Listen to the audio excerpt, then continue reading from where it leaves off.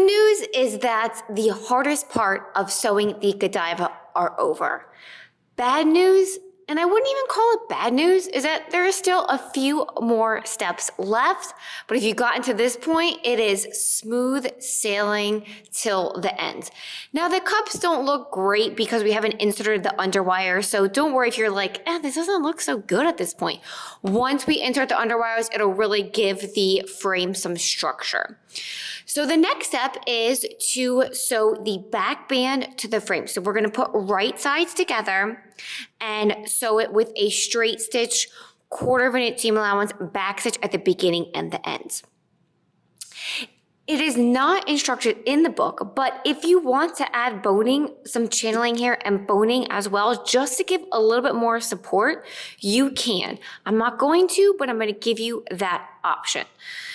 For the panty, you are going to put right sides together of the back panty to the front panty at the side seam, 1/4 of an inch seam allowance, back stitches beginning and end, straight stitch. If you have a serger, you can serge it. If not, you don't have to.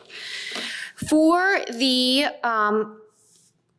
frame and back band, I did want to call out that if you are doing the variation with the hook and eye instead of it having coming down to a slope, you will want to finish the bottom edge of this with fold over elastic before attaching it to the side seam.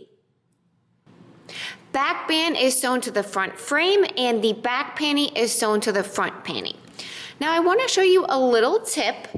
I did not use a serger. A serger is completely optional because I wanted to show you on this example, the back of the panty is a mesh. So is the back bands. And what happens a lot when you wear it is that the seam allowances face the other direction towards the mesh and then you see the seam allowances. Not really attractive. So what I did is I did a small zigzag top stitch with the seam allowances facing towards the front panty so that no matter how I move, what I'm wearing, I will not see the seam allowances through the mesh. Now it's time to sew the fold over elastic along the top edge, I would say underarm, top edge of the back band / underarm of the bodice. At this point, it's a bodice. So a couple things about fold over elastic. Let's go over some fold over elastic basics. So fold over elastic is called fold over elastic because it folds over. And there's usually an indentation down the center of it, and that indentation should be aligned with the edge of the fabric. Let's see if my camera will show that. So when you are sewing it, I should probably show it on the side that I cut correctly. So that indentation right there, the edge of the fabric should be aligned with that indentation when you're sewing. It can vary with the type of fold over elastic that you are using, but usually there is a shiny side, which is this side, and a matte side, which is this side. The matte side goes against your skin and the shiny side is on the outside on the finished garment. So it has a nice appearance. The matte side is usually a little plush to absorb your body oils and such. It can vary. There are some fold over elastics that there's no shiny side, it's just one texture throughout. So, but the one that we use and offer at Madalynne has a shiny side and a matte side. And I am using the 3/8 of an inch at the top edge, but we also offer the 3/4 of an inch. You can use a 3/4 of an inch on this edge if you want a little bit more support, or if you're plus size or full busted, it just looks a little bit more proportionate to your body. Totally up to you. So with the bodice wrong side face up, you are going to lay your fold over elastic down. Now, a couple questions that I always get from beginner bra makers, even bra makers that are with experience. One is how much to stretch elastic, and two are what are the settings that you use on your sewing machine. There is a great reel that I posted, which I will link to here in the tutorial, to how much you should stretch elastic, and a little tip for people who struggle with getting even tension when sewing fold over elastic. Settings. What zigzag stitch length and width should you have for your machine? I wish the sewing gods would conspire and get together and hold some sort of conference and just have a consistent zigzag stitch width and length for all machines. Unfortunately, that hasn't happened. So your zigzag stitch length and width is going to vary from machine to machine and from brand to brand. So you will have to do some test trial runs beforehand. I'm gonna sew the first pass and then I'm gonna sew the second pass, and I'll do a close-up so that you can see what the zigzag stitch should look like. And you can compare that to your own sewing test.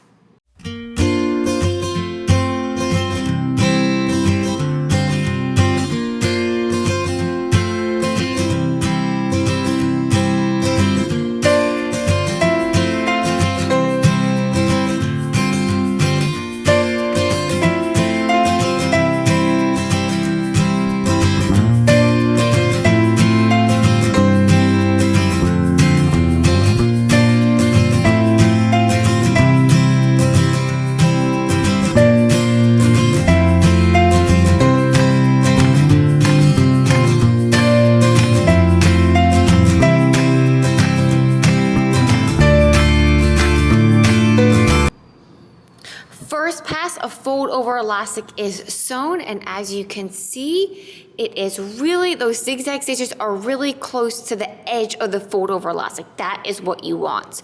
You don't want it to be down the center of the elastic.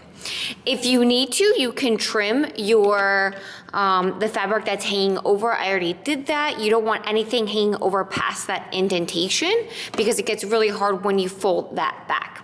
The next step, I already went ahead and did it because I think it's easier to see the after, is that you will flip the fold over elastic to the right side and sew another line of zigzag stitches really close to that edge of the elastic. If you applied any tension when sewing the first pass or step, you want to apply the same tension when sewing the second pass. There's a great section in the book with more tips, tricks, and just little bits of knowledge about fold over elastic, so definitely check that out.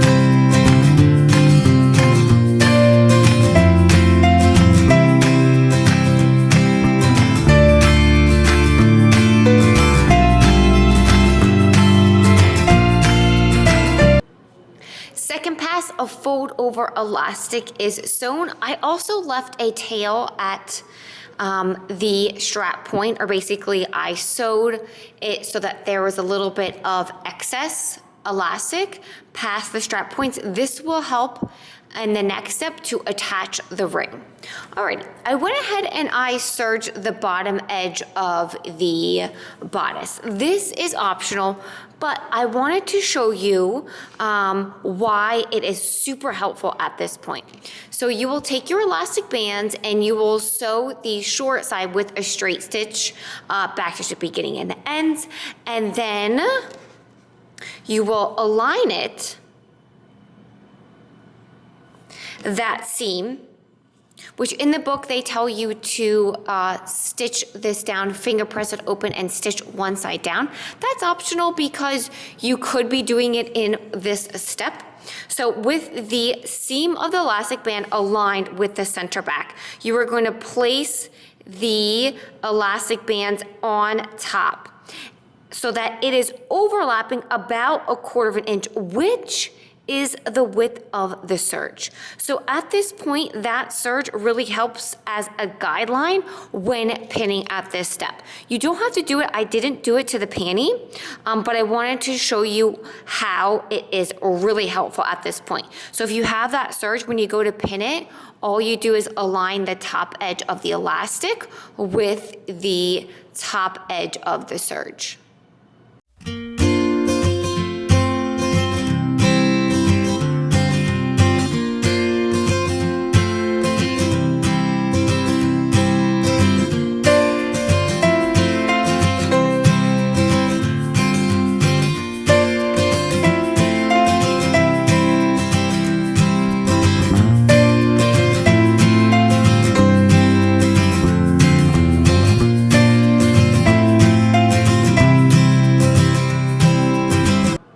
Once the elastic waistband is pinned to the bodice and the panty, you are going to sew it with a zigzag stitch as close to either edge. So you're going to sew 2 rows of zigzag stitches as close to this edge and as close to this edge.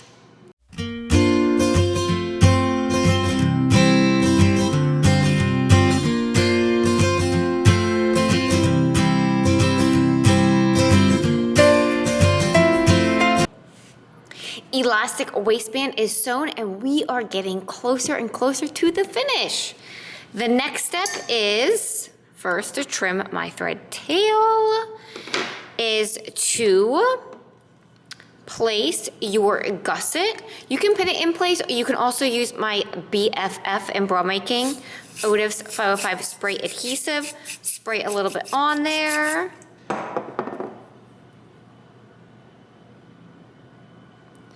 And press in place. Yeah, I'll add a little pin there too. Otif's and a pin. Why not?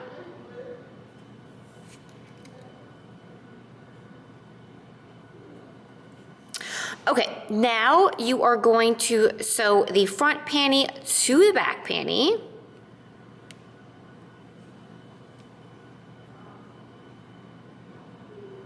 Right sides facing. You can serge this edge or you can leave it raw. Sometimes serging this edge gets really bulky, especially when sewing the fold over elastic. So I'm just gonna leave it raw. And then since I already showed you how to sew the fold over elastic on this edge, you will sew, I won't demo, but you will sew the fold over elastic along the leg openings. I'm going to link to a great YouTube on how to finish fold over elastic when it's in the round. A really great tip to get a nice and clean finish. Fold over elastic is sewn along the leg openings, and now it's time to finish the Godiva. Last steps. Okay, first straps. So you have your strap elastic, and then you have your rings and sliders. So first step is you want to take your ring and you want to feed it through the fold over elastic, and now you will see why we left a tail at the end. Now this ring is giant for this fold over elastic, but I'm using the wider strap elastic, which is why I need to use the wider ring. So you can choose your rings and sliders and strap elastics so that they match a little bit better than this. If you want, maybe you like this, but then you want to sew it with a straight stitch. I did it already just so you can see the after. Right next, as close to the hardware as possible. You don't want to hit that hardware. No big deal if you do. I've done it a bunch of times. You just replace your needle. Once that is sewn, you will take your strap elastic and you will feed the slider through the strap elastic, up and over that center bar and down again, so that it comes back about 1/2 inch, 3/4. So that is a yes, that is good. A lot of people, they will do this, as they will put it through the side slider, not the center slider. that is a no. If you can see that center slider, that is a no. So you want to feed it through the center slider and then down again.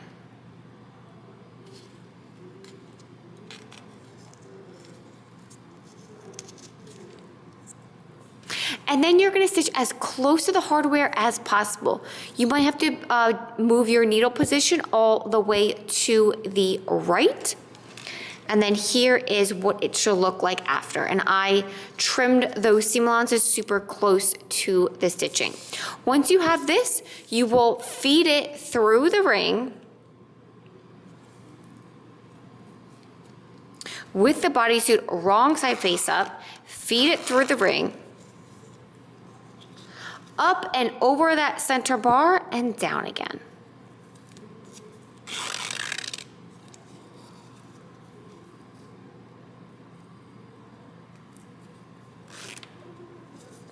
The same step that was done previously. You are doing it again. And then you will place it underneath the waistband at the center back and stitch it down with a straight stitch back and forth about 3 or 4 times. You'll stitch it back and forth when the other strap is on. I'm just demonstrating the one strap. Then the last step is the underwires. Yay! Okay. So your underwires, there's usually a colored side. You can't really tell in this color or this size, but it is like a light purple and this is like a light gray, so it looks very similar from left to right. But the color side is on the center front. So you will insert it inside the channeling.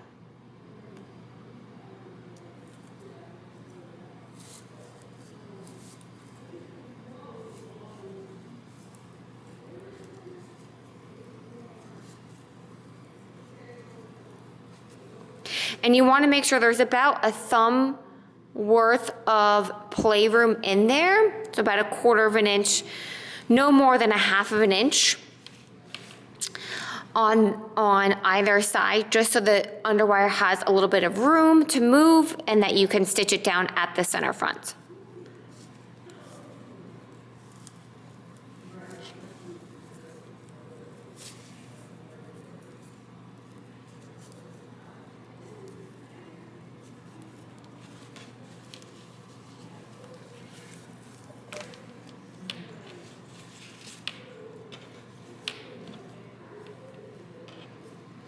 And then you will stitch it down, straight stitch back and forth about 3 or 4 times. And then you will cut off the excess here.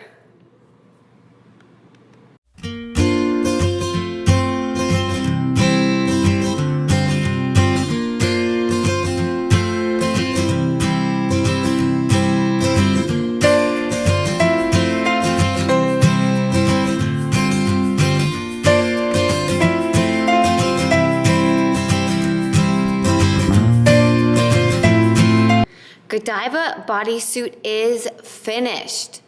You completed the hardest, at least in my opinion, the hardest project in Sew Lingerie. So give yourself a nice round of applause, pat on the back. I hope that after watching this sew along, that I give you a little bit more confidence and courage to say, yo, I got this, as well as give you a few other tips and tricks and some variations for the Godiva. Any questions, just pop them in the comments, and don't forget to like and subscribe to Madalynne YouTube channel.